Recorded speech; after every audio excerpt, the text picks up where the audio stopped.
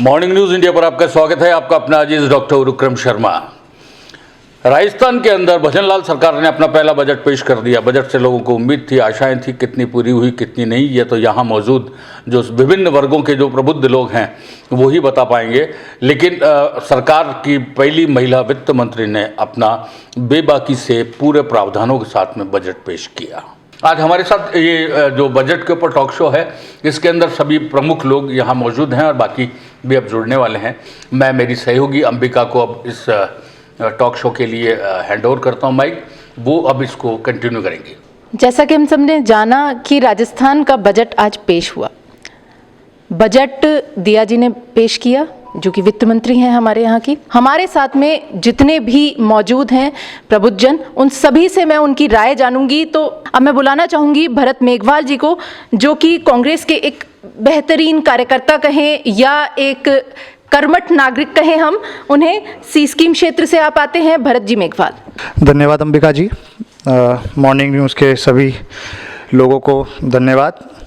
आज जो interim budget पेश किया गया, मुझे लगता है इसको एक जो कहते हैं लेहमन भाषा, यानी कि एक आम भाषा में हम इसको बताना चाहूँगा। ये जो बजट पेश किया, इसमें कुछ नवाचार नहीं किया, कुछ नया नहीं जोड़ा।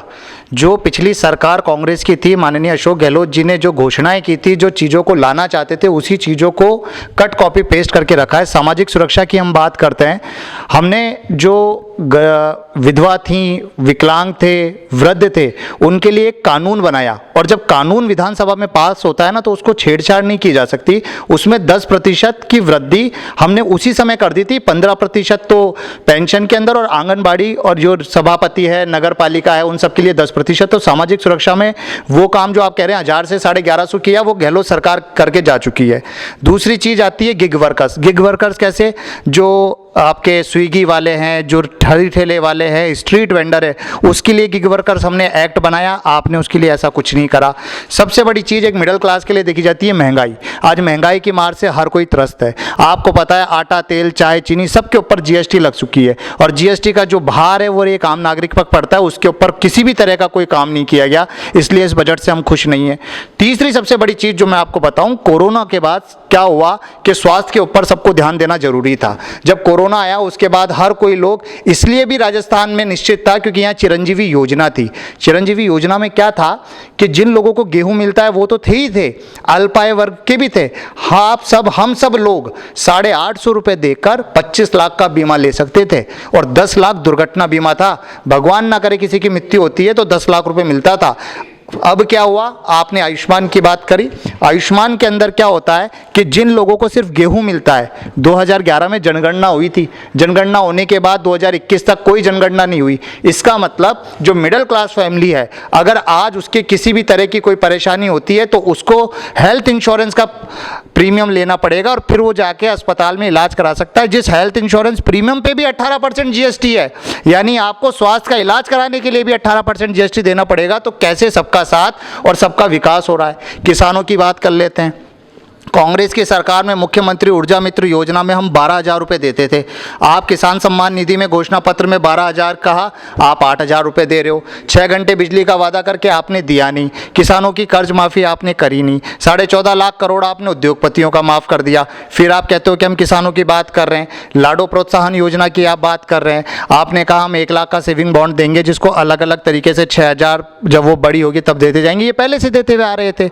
आपने कहा केजी से लेकर हम पीजी तक मुफ्त शिक्षा देंगे। लास्ट ईयर का बजट उठाकर देख लेना, 2022-23 में हमने लड़कियों के लिए तो मुफ्त करा ही था, लड़कों के लिए भी आरटी राइट टू एजुकेशन के अंदर गहलोत साहब मुफ्त करके गए थे। तो आपने इसमें क्या नया किया? आपने पेट्रोल डीजल की बात करते हैं। आज जब यूपीए की कांग्रेस में 2014 में सरकार थी ना, तब $135 प्रति बैरल के हिसाब से हम खरीद कर भी 74 रुपये का देते थे। आज $75 प्रति बैरल का होने के बावजूद भी 108 रुपये का हमको देना पड़ता है। और वो टैक्स का पैसा जो जाता है ना, 28 लाख करोड़ रुपए कमाया है आज तक 10 सालों में मोदी जी की सरकार ने, लेकिन आम जनता को उससे राहत नहीं दे रहे। और आप कहते हो हम सबका विकास करेंगे। हम उड़ान योजना, आपको पता है कि महामारी के समय जब जो गरीब लोग हैं उनको आंगनबाड़ी केंद्रों की तरफ से उड़ान योजना देते थे, उसका जिक्र आपने इसमें नहीं करा।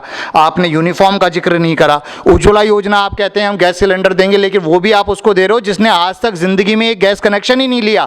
तो ऐसा मुझे तो नहीं लगता कोई व्यक्ति होगा जिसने गैस कनेक्शन ही नहीं खरीदा होगा। धरातल पर यह चीज लागू नहीं हो पा रही। आपने आपने कहा एंटी रोमियो महिला सुरक्षा की बात, गहलोत सरकार आई, उन्होंने ऑनलाइन एफआईआर को मस्ट करा, इस्तिगासे के माध्यम से जो चीज़ें जाती थी ना उसको कम करा, आपने उसमें भी सीसीटीवी कैमरे कह रहे हैं वो सब 23-24 का बजट है। तो मुझे लगता है कि लोगों के अंदर ये जागरूकता आनी चाहिए कि जो बजट आज माननीय वित्त मंत्री जी, उप मुख्यमंत्री जी दिया कुमारी जी ने पेश किया है वो सिर्फ और सिर्फ कांग्रेस के पिछले वाली योजनाओं को कट एंड कॉपी पेस्ट करने का काम किया है, जिसमें ये भी मानते हैं कि सच में कांग्रेस की जो योजनाएं थी वो योजनाएं बहुत ही बेहतरीन थी। इसके अलावा ओलंपिक की बात की, आउट ऑफ टर्न में नौकरी देने वाला राजस्थान ही एक ऐसा राज्य है जहां पर जो खेल में प्रतिभाशाली लोग थे जो मेडल लेके आए उनको हमने सरकारी नौकरियां दी। राजीव गांधी ओलंपिक खेलों के माध्यम से हमने उनको नौकरियों को बढ़ाया। और सबसे बड़ी चीज़ आज देखी जाती है कृषि और ग्रामीण अर्थव्यवस्था। ग्रामीण अर्थव्यवस्था को मनरेगा के माध्यम से सशक्तिकरण का काम देने का काम किया तो कांग्रेस की सरकार ने किया। इंदिरा गांधी शहरी रोजगार गारंटी के माध्यम से हमने लोगों को सशक्त करने का काम किया, रोजगार की गारंटी दी। पेपर लीक के अंदर हमने कानून बनाया, कानून को धरातल पर लाए। आप 6 महीने से सिर्फ लीलापोती कर रहे हैं। मुझे लगता है इस बजट के अंदर हमें अनुमान था कि महिला होने के नाते वित्त मंत्री जी महिलाओं के लिए कुछ खास करेंगी, लेकिन महिलाओं के लिए कुछ खास किया नहीं।